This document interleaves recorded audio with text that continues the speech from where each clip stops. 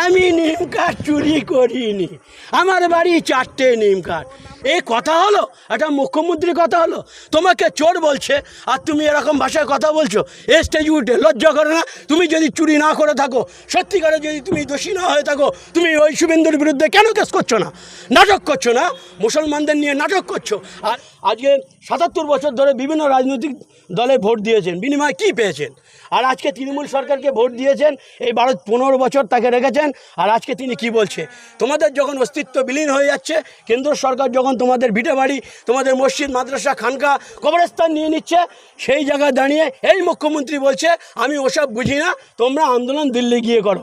তাহলে দিল্লির যখন ব্যাপার থাকে, মুখ্যমন্ত্রী বাংলায় আন্দোলন করে কেন? 100 দিনের কাজের টাকা না দিলে বাংলায় আন্দোলন করে কেন?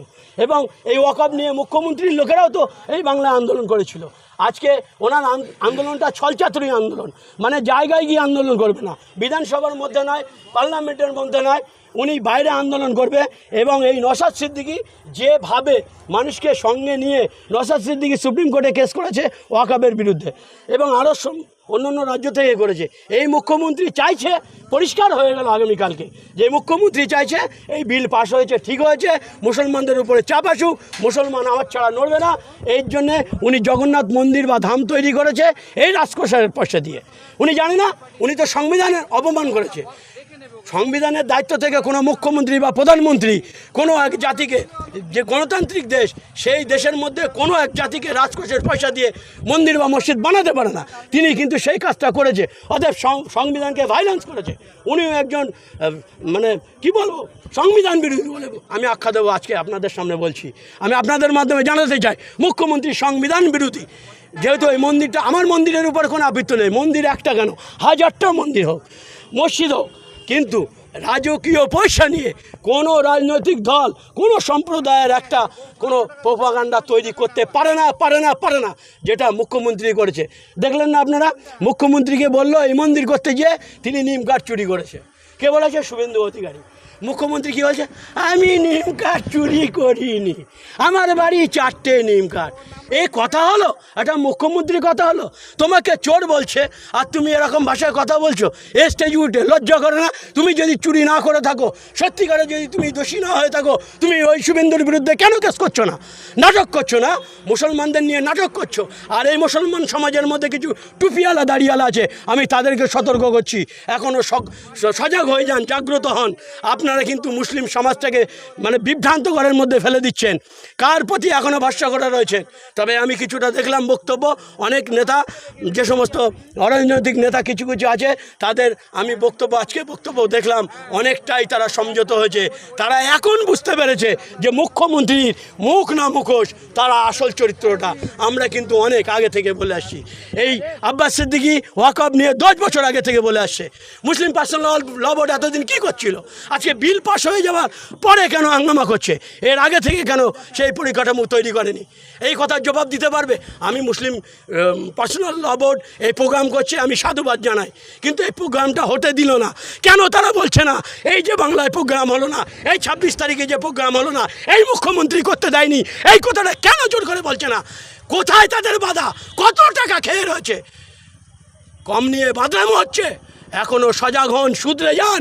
যে সমস্ত টুপিওয়ালা দাড়িওয়ালারা এখনও মুখ্যমন্ত্রীকে নিয়ে তাবেদারি করছেন, আমি বলে দিলাম, নাহলে এই বাংলার মুসলমান সমাজ, আদিবাসী সমাজ, হিন্দু সমাজ, এরা যখন জাগ্রত হবে, পালানোর পথ পাবে না। কিন্তু শ্রীলঙ্কায় দেখেছেন না, বাংলাদেশ দেখেছেন না, এইরকম ঘটনা আপনাদের সঙ্গেও ঘটবে। এখনও শুধরে যান। পাকিস্তানের সাথে ভারতের যুদ্ধ, সেই যুদ্ধের কথা আজকেরই, কিন্তু তার আগেই আমরা দেখছি যে ভারত পাকিস্তানের আগামীকাল রাতেই কিন্তু হামলা করেছে। কেন এই 15 দিন হয়ে গেল, হামলা কালকে হলো কেন? এর আগে হলো না কেন? আমি চাইছি পাকিস্তানকে মানচিত্র থেকে মুছে দিক। নরেন্দ্র মোদী সে কাজ করছে না কেন? সর্বদলীয় বৈঠক হয়েছে, সবাই তো নরেন্দ্র মোদীকে দায়িত্ব দিয়েছে, এই 15 দিন লাগলো কেন? আজকে যেমন পাকিস্তানকে মানচিত্র থেকে উড়িয়ে দিক আমরা যেমন চাই, চীন যেমন যেভাবে আগ্রাসন করছে আমাদের দেশকে, আমরা জানি চীনের বিরুদ্ধে কেন নরেন্দ্র মোদী কথা বলছে না। আমি পাশাপাশি এটাও বলতে চাই, পহেলগামে যে হামলাটা হলো, সেখানে যে এত সাটো নিরাপত্তা, সেই নিরাপত্তা বাহিনীগুলো কোথায় ছিল? তারা যে 50 কিলোমিটার পার করে রাস্তা পেরিয়ে এই ভারতবর্ষে পেহেলগামের মধ্যে ঢুকে অতর্কিতভাবে হামলা চালালো। শুধু অতর্কিত নয়, আমরা যে ভাষাটা শুনেছি যে চেক করে করে তাকে মেরেছে, হিন্দু না মুসলিম বলে। তার একটা সময় লাগে, এই সময় তারা পেল কী করে? কেন সেখানে পুলিশ বিএসএফ আধিকারিক মানে সামরিক বাহিনী ছিল না? কার কথায় সেই দিনকে ছিল না? যে সাংবাদিক থেকে শুরু করে সেখানে কি একটাও সিসিটিভি ক্যামেরা ছিল না? তারা ভদ্রভাবে আসলো আর এরকম ঘটনা ঘটিয়ে আমার ভারতবর্ষের 28 জনকে গুলি করে শহীদ করে দিয়ে চলে গেল। আর তাদের এখনও চিহ্নিত করতে পারলো না। কেন করতে পারলো না? কেন পুলিশ ছিল না? এই জবাবও মুখ্যমন্ত্রী নরেন্দ্র মোদী এবং অমিত শাহকে দিতে হবে। ওরা পার পাবে না।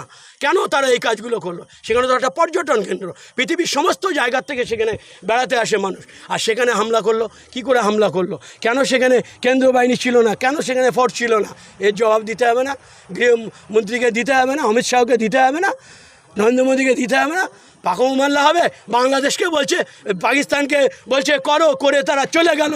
আর এখানে মুসলমানদের দোষ চাপিয়ে দেওয়া হচ্ছে। এইসব নাটকগুলো বন্ধ করুন। আর যদি সত্যিকারের পাকিস্তান করে থাকে, পাকিস্তানকে মানচিত্র থেকে মুছে দিতে হবে।